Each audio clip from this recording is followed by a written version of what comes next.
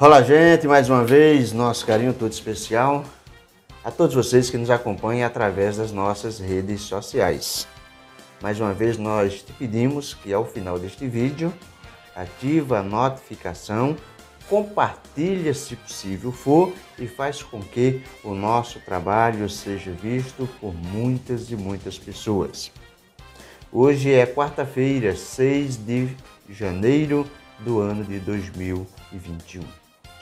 Bom, gente, vamos falar de algumas situações que, de uma certa forma, incomodam os brasileiros, chega a causar estranheza, muitos manifestam suas indignações, mas o tempo vai passando e as coisas continuam sempre do jeito que estão, nenhuma mudança.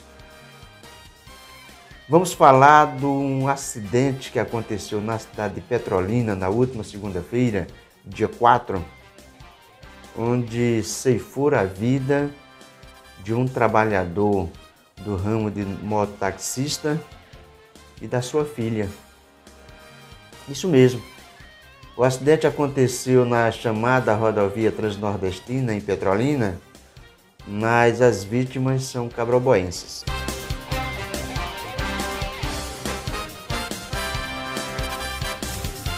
O que nos leva a refletir sobre tudo isso é que quando essa chamada Transnordestina, para muitos perimetral, estava ainda no processo de montagem de como seria, de quando construiria, as autoridades políticas, no intuito de buscar carona e lucrar politicamente, faziam propagandas como se fossem os pais ou o pai dessa tão sonhada obra. Eu me lembro que o deputado estadual, que é lá de Petrolina, hoje secretário de Ciências e Tecnologia, Lucas Ramos, postou várias matérias, inclusive no blog do Galvão, falando de essa tão sonhada obra, do quão ela seria beneficente para os petrolinenses, para desafogar tráfego em ruas importantes e para interligar bairros importantes. Mas o problema é que trata-se de uma estrada construída, mas abandonada, sem acostamento, que dificulta o trânsito entre veículos e, consequentemente, possibilita acidentes. Foi o que aconteceu na última segunda-feira. O que eu quero falar sobre isso é quando é que as autoridades políticas vão esquecer os seus interesses pessoais políticos e tratar do que é de interesse popular da sociedade. Quando é que alguns desses políticos que defendeu a construção dessa obra, que se apresentou como pai da obra, vai ter a grandeza agora de manifestar sua solidariedade às famílias, de pedir desculpas, se possível for, e falar para a sociedade de Petrolina, sobretudo para a sociedade de Petrolina, de que está engajado junto à Prefeitura Municipal e ao Governo do Estado para que essa estrada transnordestina, essa perimetral, seja duplicada, porque o tráfego já cobra essa necessidade, para que os acostamentos sejam construídos. Quando é? Ou simplesmente vão deixar que acidentes e mais acidentes vão acontecendo, vidas vão sendo ceifadas? Na verdade, se é uma coisa que nunca é prioridade para esses políticos brasileiros, pelo menos para a maioria, é o bem-estar do cidadão. É a vida do cidadão. Então fica aqui, primeiro, o nosso respeito às famílias que perderam seus entes queridos, a nossa solidariedade, mas também a nossa indignação pela falta de compromisso dos políticos brasileiros, em especial de Pernambuco e do Sertão, com aqueles que de fato precisam do serviço público para que venha de fato beneficiar o cidadão e seus familiares. Vamos falar agora de ex-prefeitos. É bom demais falar de ex-prefeitos.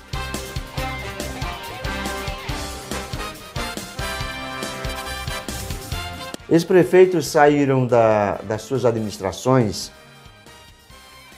achando que são heróis. Tem prefeito que acha que fez uma administração tão boa no seu município que já ensaia seu retorno para daqui a 4 anos. Bom, gente, já tem outros prefeitos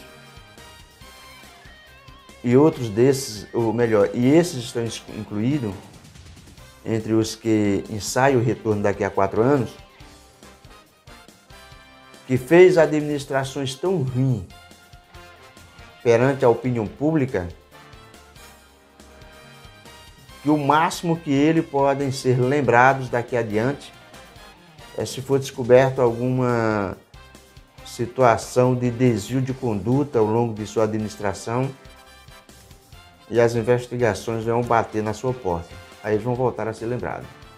Senão, está muito difícil prefeitos serem lembrados na sua sociedade como bons gestores. Aí eu vou lembrar, por exemplo, do Antônio Brandão Cavalcante, ex-prefeito de Cabrobó.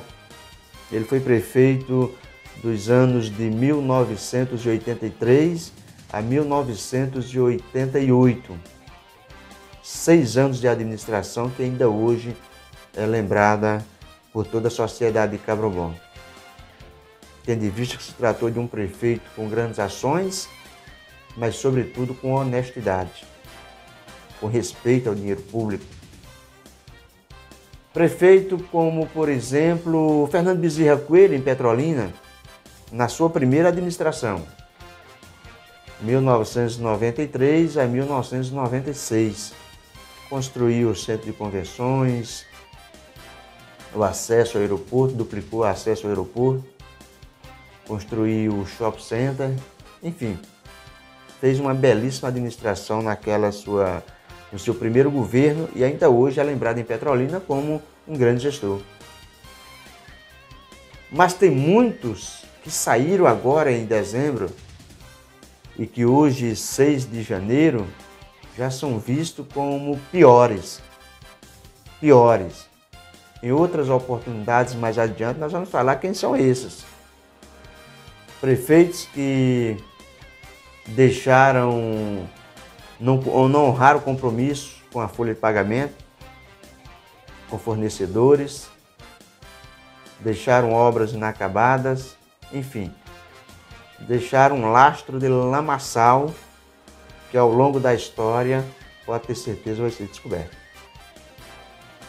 Bom, gente, nós vamos falar também, agora, dos ex-prefeitos que hoje já são vistos como potenciais candidatos a cargos no Legislativo em 2022.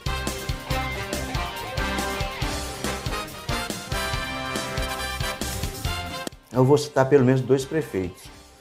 Humberto Mendes, da cidade de Santa Maria da Boa Vista, e Luciano Duque, da cidade de Serra Talhada. Esses 2 ex-prefeitos, Luciano Duque governou seu município por 8 anos e fez a sua sucessora, e Humberto Mendes tentou a reeleição ano passado, não conseguiu, perdeu com diferença de 142 votos. Mas os 2 são vistos como potenciais candidatos a uma vaga na Assembleia Legislativa do Estado de Pernambuco. E há quem diga que Luciano Duque tem potencial para ser candidato a deputado federal.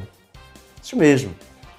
O único deputado federal de todo o sertão do Estado de Pernambuco, os únicos, ou melhor, são Sebastião Oliveira, que é da cidade de Serra Talhada, Gonzaga Patriota, que é de Exu, esteve em Salgueiro e hoje em Petrolina. E Fernando Filho, que é da cidade de Petrolina. Sebastião Oliveira pode ser lembrado para uma vaga, para a disputa de uma vaga na majoritária. Gonzaga Patriota possivelmente não será mais candidato em 2022 e, portanto, abre-se vaga para mais uma candidatura. E Luciano Duque é visto como um possível candidato a uma vaga na Câmara Federal. E Humberto Mendes, Santa Maria da Boa Vista, como um candidato a deputado estadual. Lembrando que o nome do atual deputado estadual, Lucas Ramos, é ventilado como candidato a deputado federal. O mesmo aconteceu na eleição passada, em 2018, não deu. Mal ele conseguiu a reeleição. Tem dificuldades para se reeleger em 2022, portanto, é fora de cogitação uma disputa de Lucas Ramos para deputado federal. Portanto, está aí dois nomes com potencial com potencial para disputar uma vaga no Legislativo em 2022, com grandes possibilidades de serem candidatos no sertão do estado de Pernambuco. Vamos falar também, agora, de uma situação que pegou o país de surpresa e envergonhou os brasileiros.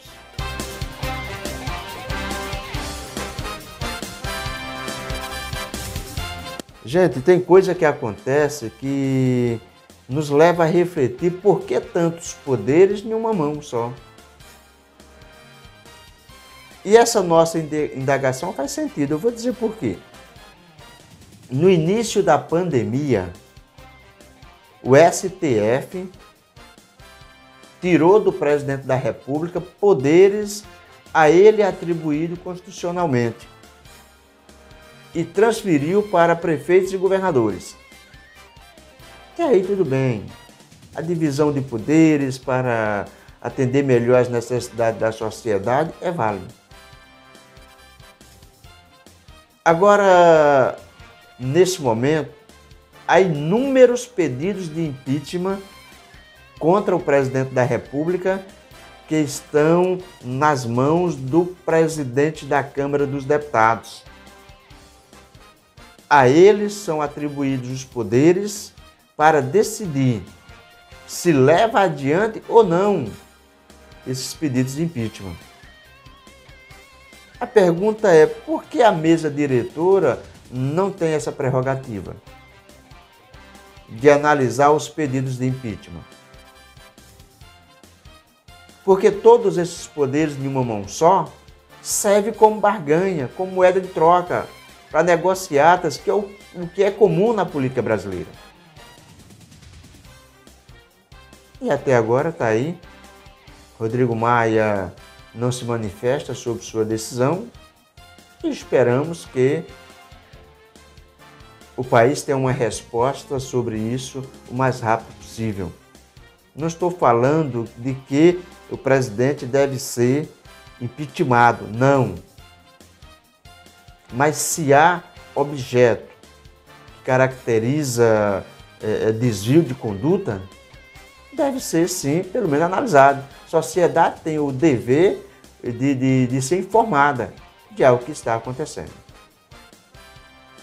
Indo ao Senado Federal, a essa Câmara Alta, a ela é atribuída a responsabilidade única de investigar os integrantes do Supremo Tribunal Federal, os ministros da Alta Corte.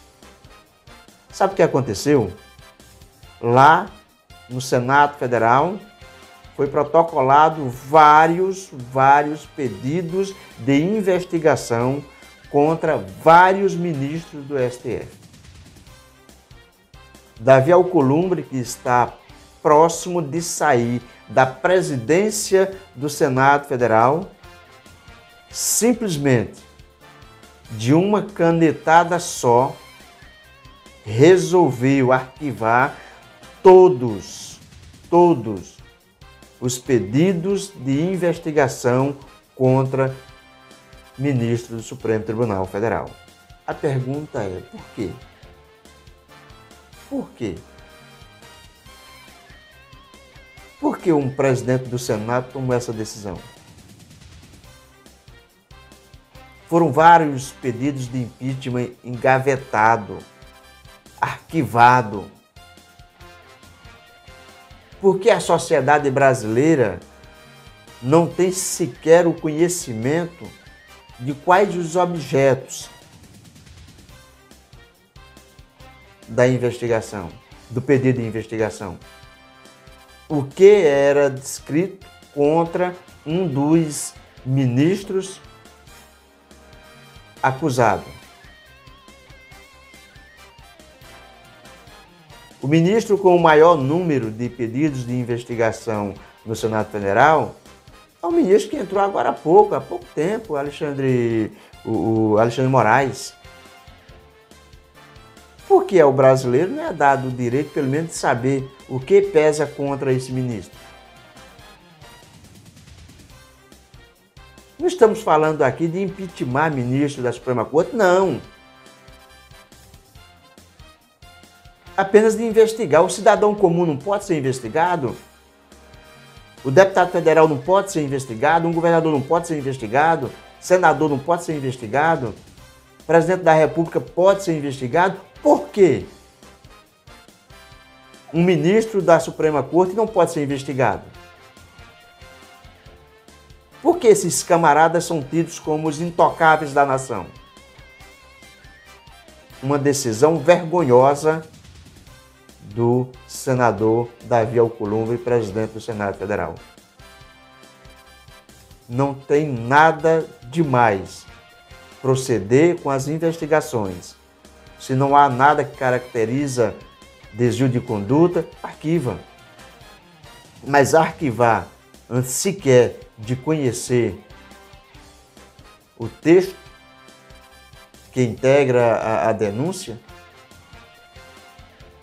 aí passa a ser algo, no mínimo, duvidoso.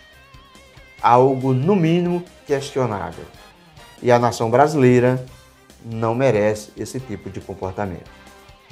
Eu sou Didi Galvão, esse é o nosso canal no YouTube. Permaneça conosco.